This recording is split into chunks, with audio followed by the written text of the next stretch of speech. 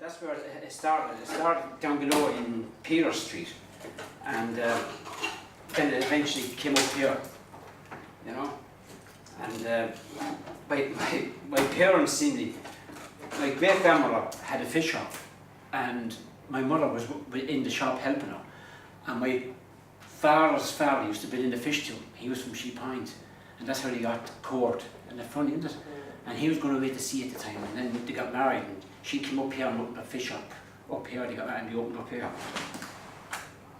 But that's not yesterday now. Yeah. You know? Was that Peter Street that's gone now? That's Peter, yeah, Peter Street now. Dunn's took over. Dunn's bought him out, you see. And when Dunn's bought him out, then they had the option. They were going to actually buy the hairdressers below Coll Casey's, and they had the key for that, right? But what happened then was they had no back entrance. Whereas there's no back entrance here, you can come up here and open up the back and come in with the fish. So that's what they decided, and with the fish, especially back then, in them times, been fishing out through the shop, wasn't on. So they decided to go for here. And then they came up here, and they'll be here, what, 51, 52 years. But I'm actually in now 41 years myself. I came in here, I done the leaving cert, I finished the leaving cert in 1974. And after the leaving cert, then I came in here, I'm here ever since. Do you remember, did you get a few salmon on you going on there? But there's some changes in the design. So back then, when I came in here, it used to be the fast on Friday. Can you remember that now? Yeah. Yeah. And you work all the week up to the Friday. People would be kind of, they wouldn't have fish during the week. And then all of a sudden, you would get the fish in and you do all the week, and suddenly then it was black fast. And people had to eat because people were so religious in that way. And you'd be busy for the Friday. But now things have changed drastically. People got a lot more health conscious. Do you know what I mean? And people are eating fish now a lot more. They're eating it twice a week, the majority of people. They're eating it on a Tuesday, they might eat again on a Friday. People are watching their diet and their health a lot better than what they used to years ago. But there's some changes in it, like in the length of time. Because I can remember here, like one time herons was a fantastic seller here. You'd buy in herons. People would buy them. Now people don't want herons at all anymore.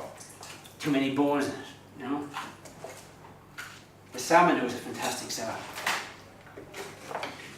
Are there any other kind of big changes that you can think of over the years? There's massive, like, there's massive changes to, like, I remember here in one time being in Tramore East when the auctions were in the peak, like, and there could be anything up to 24, 25 buyers down there. Coming down. Buyers used to come from Cork, Galway. They come down. Now you'd be lucky, let's say they have about 7 buyers. Things have changed that way. Supermarkets kind of have taken over, and the small person, like, the small is dying out. Do you know what I mean?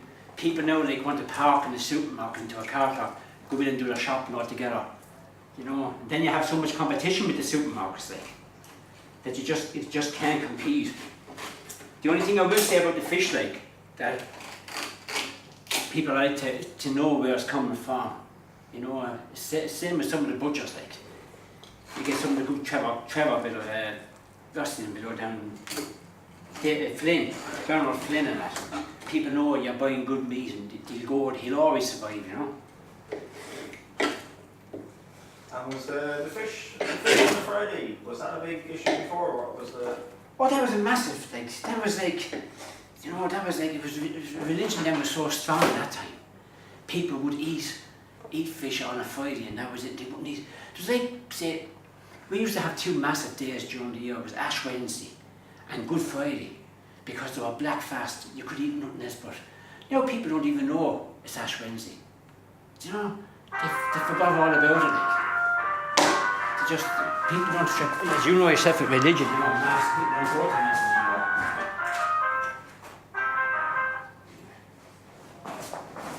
Sorry about that.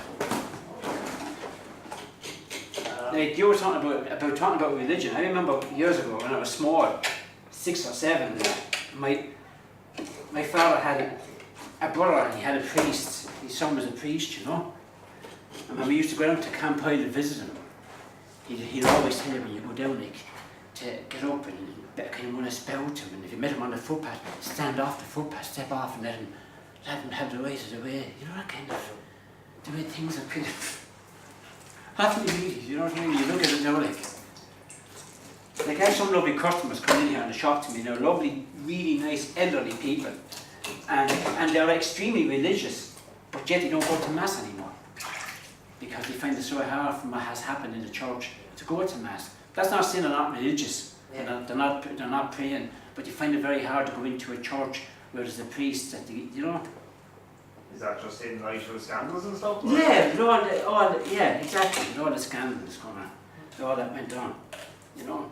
I still go to mass actually. I still do attend mass, but you'd have to question it at times. What I find very hard is to say so many priests did actually know what was going on, that children were being interfered with, and nothing was done about it, and left to go. You know, and I find that hard to believe.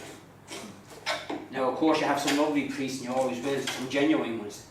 But for any priest that knew that children were being interfered with and did nothing about it, it's hard to believe. Just wouldn't, you know. And do you remember anything about, and all you just said a minute ago, about the parishes in Waterford? Yeah, sure. Oh, I have 3 children. My eldest boy now is getting married 29th this month. Brian, he's 31. And the 3 of mine were christened down at St. Patrick's. St. Patrick's, I think, was the oldest church in Waterford. I think the Polish have it now, as far as I know. I think the Polish have it now. But, oh God above, then, like, you know, you wouldn't miss mass, and you'd make sure you'd be on time for mass, and the church of St. Patrick's would be full on a Sunday morning, 9:15 mass, and then it could be 10:30 mass. But sure, St. Patrick's is gone now. It's not a Catholic church anymore, really. It's for the Polish now. You know? And would the parishes, the area of each church, how was that? What way did that go? Like how? I'm sure it has changed completely. What was it like before, I mean? Oh, a lot before people are more kind of, people are very, very, I don't know, a lot more friendly. They'd meet like on a Sunday. You go to mass on a Sunday morning, you'd meet, and you go outside the church and you could spend 15 minutes chatting, the place would be packed. But now sure, you don't meet anybody anymore going to mass. Do you know what I mean? You meet the old people. The young people don't just attend. And that's the sad thing about it. And I think back in that time too, people were very, like I had an aunt, you know, she lived over on Stephen Street. And you'd be given your, I think just twice a year you gave your donation to the church. And what she used to give was unreal, you know what I mean? Unreal, like, for the priests and that. That's gone as well, people just, you know, that's the sad thing about it too, like. But when you look at the changes in the street here on Patrick Street now, just in Patrick Street, I can remember here being in Patrick Street when I was really small, like, and there was 4 or 5 sweet shops where there was Gerald Nugent was next door to me. He had a vegetable shop, cum sweet shop, half and half more or less. Then you had Mrs. Nugent, who was on the corner. You had Mrs. Moyden across the road on the other corner. Can you remember any of them? No. I remember my aunt's mother had a shop here on Patrick Street, sweet shop as well, Power down up forward, wasn't it? Yeah. Yeah. And then you had Mrs. O'Keefe across the road, Tommy O'Keefe now. They had a sweet shop over here as well. That's right across from the cinema? Yes. Yes, I remember that. Can you remember that? Yeah. You know, like in the one area, there was what, 4 sweet shops, and they all got a living. They all survived. You know, and now when you look at it, like, there's not one of them in the street, you know what I mean? The way things have changed drastically, like. You know, that's what the sad thing about it, like. Henry Malloy was up here at the corner where the shoe shop is now. Henry was there first, and then they moved, Malloy's just been black, and then Malloy's moved from there to across the road now, where the building was over here now across from us. And they had a meat shop over there. And what used to happen is people either come to me and go over there and come to me. Do you know? It was kind of, and the town used to, Waterford City used to be buzzing, like. You know, Patrick Street, like, was a massive, a very main street, like. I say, apart from Broad Street, like, it was the busy street in the town. But sure, things have changed. Like, I was in here only yesterday with my wife. I came in through, I was come up to the town, so many shops locked and houses all boarded up. I don't know if it'll ever come back. I can never see it coming back in my time anyway. The area down below where City Square is now, what would that have been like? Well, that was it. That was a wonderful square. There was a, when you go down from downstairs there now, they used to have, there used to be, Mary Jo Tribe was down there. She had a sweet shop, a milk shop and a sweet shop down there. And there was a jeweller shop next to it, and there was a fish shop there as well, Corvigs and Quinlan's. He'd be related up to Hilary Quinlan. Do you know Quinlan, they were somewhere connected. And that square then opened up, and there used to be old houses there. There used to be selling clothes and that.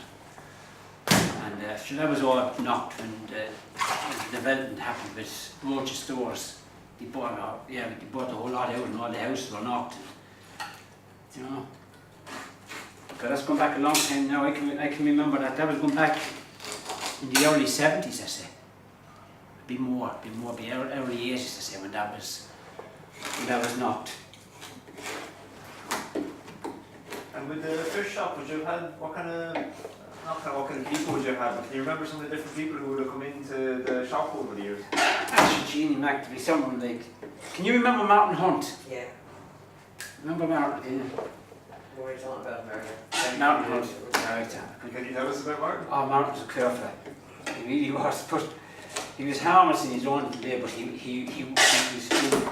But Martin used to come up and down the street, as you know, he'd often wear a bandage on his head and he'd have blood on the bandages and he'd be carrying a hurley, so someone had to give him a bang for a hurley. But he came into the shop here one Thursday evening, it was very, very busy. And he was into Hitler, he liked the Germans, he liked talking about Hitler. And he was educated, although he was a pure, but he was very educated in his own little way, and he was talking to a customer at the counter. She was a lady, a lovely woman. He was talking about having a perfect conversation, there was no problem. And all of a sudden he stood back from the counter and he started off shouting about Hitler.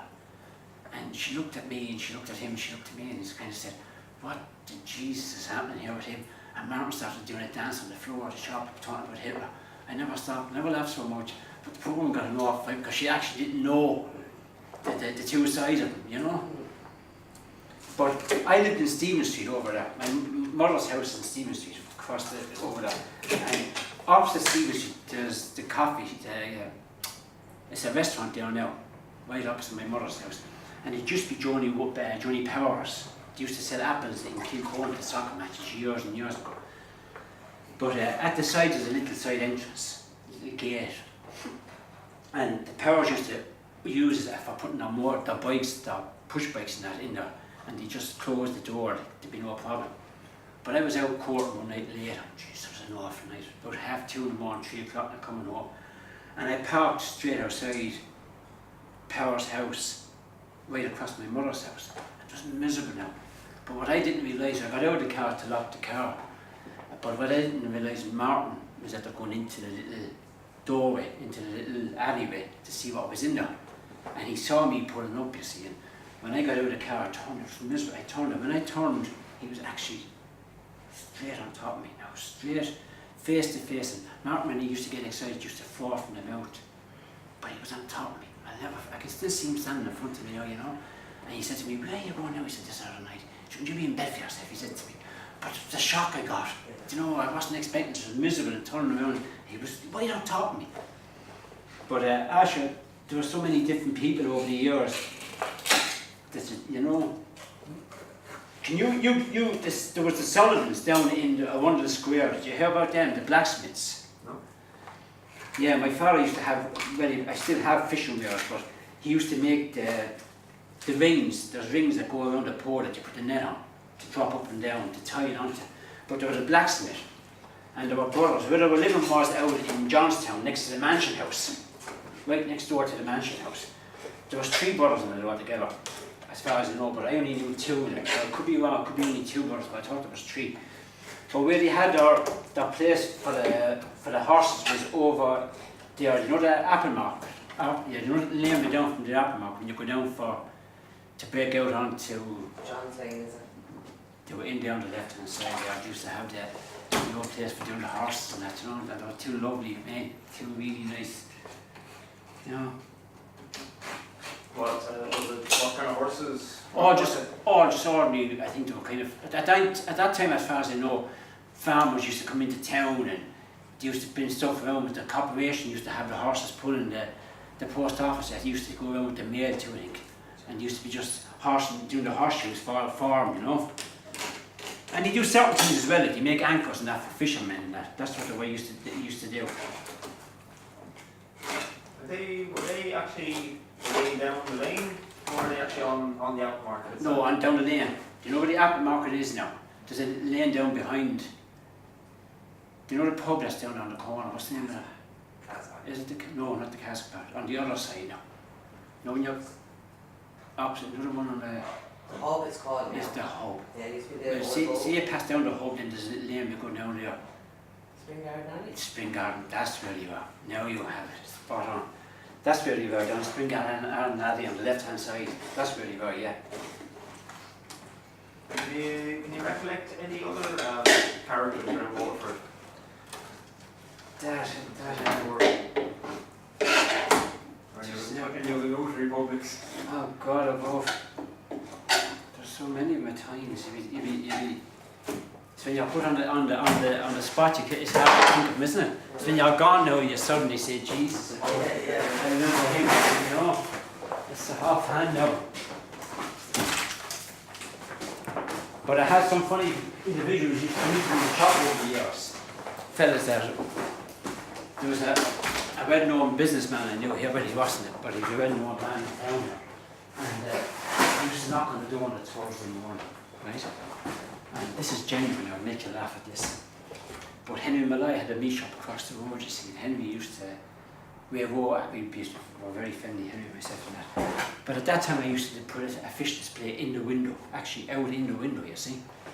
And this man used to wear a long black coat, and he'd knock on the window, and I'd open up the shop and he'd come in and we'd be chatting away, and he might say to me, and Jimmy said, would you have a few bones for the cat? And I'd come out here and get him a few bones, you see. Then Henry for the fish, and then he said to me, Jim, come give me another bag here, a spare bag. And I said, no problem. So I get a spare bag and give it to him, and that was it. And then one morning Henry caught me. He said, Jimmy said, I have a good one to tell you. And I said, what? Do you know, he said, when you go in the back, he said, you go into the back for some reason, he said, your man, he said, actually takes fish out of the window. He actually leans into the window, he said, he takes fish out of the window, and he puts it into his pocket. And I looked at it, and I said, you're joking. I'm telling you, I might have seen him do it umpteen times. And he was right, because I used to be so busy, I'd go out the window and I wouldn't check the window. Do you know what I mean? But he used to take, and then he'd ask me for a plastic bag, so when he go up the hill, he'd take the fish out of his pocket. Funny, isn't it? Hard to believe. You know. And then I decided, when he used to come on a Thursday morning, I'd hold off and I wouldn't put the fish in the window till he was gone. Then he used to come in here. And he'd come in here and he'd be talking to me, and I'd have the fish on the trays like that. And every so often he'd be talking to me, he'd be saying to me, here, that's a genuine, he'd be waiting to take the fish and put it in his pocket. He was a lovely man apart from that, actually. I suppose it was an addiction he had.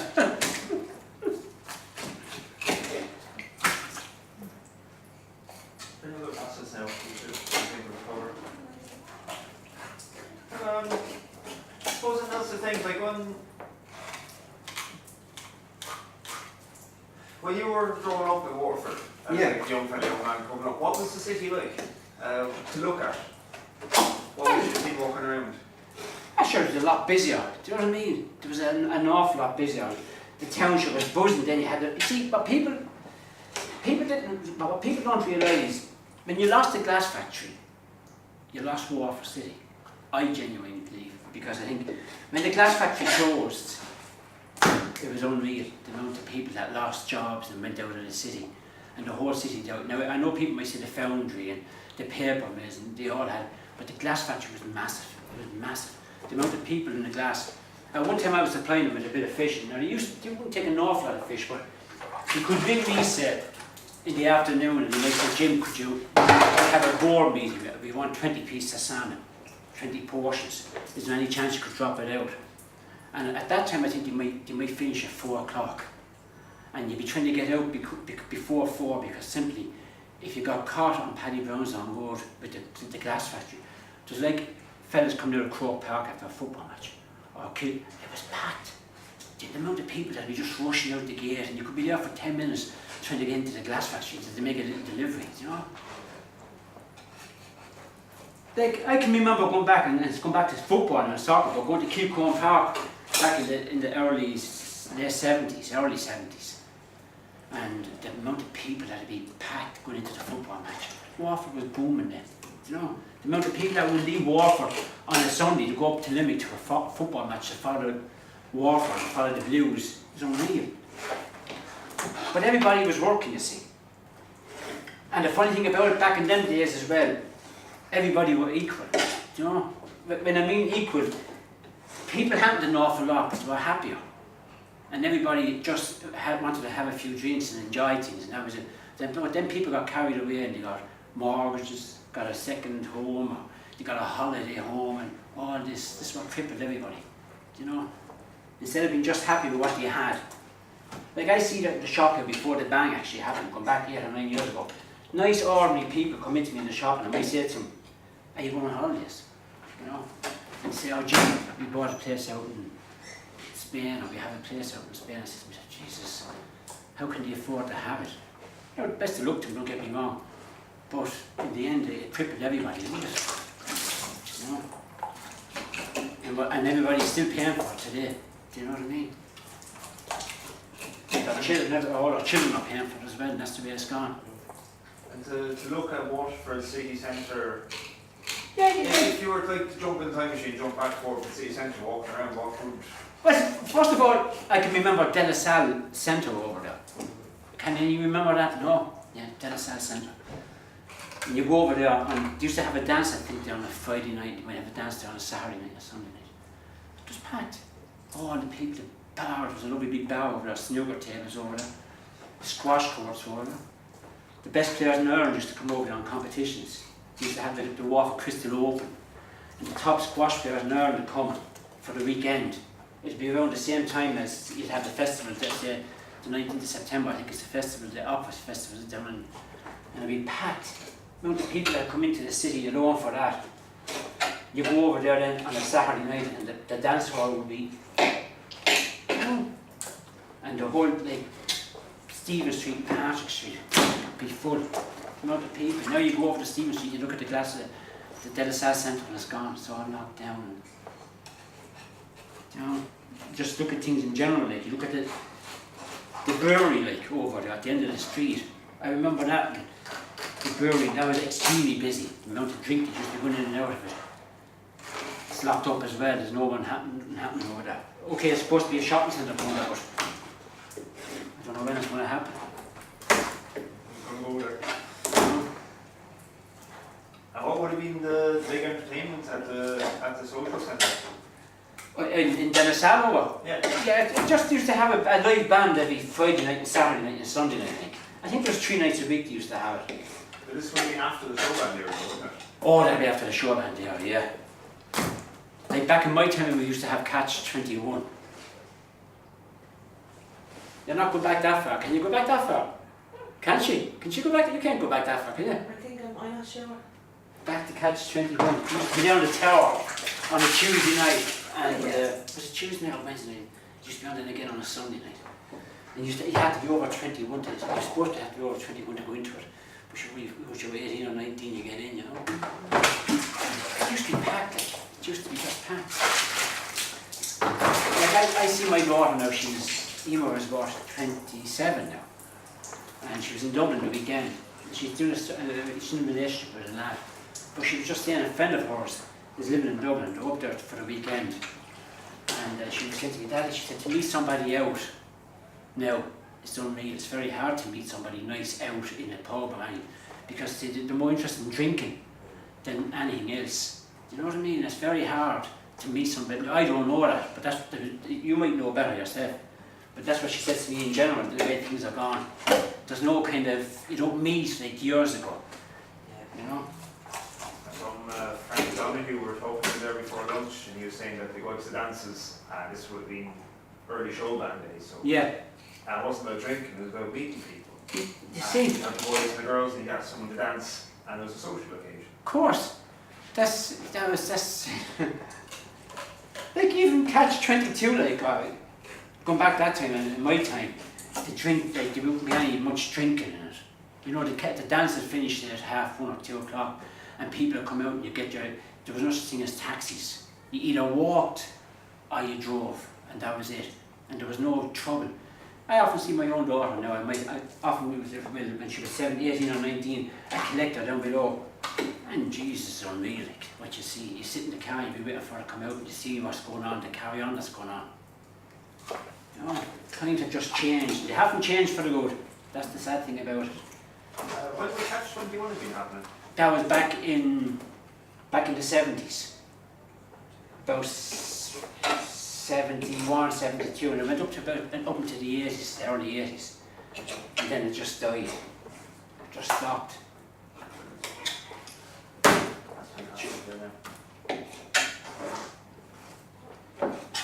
think that's good, Jimmy. Thank you very much for speaking with us. No problem whatsoever.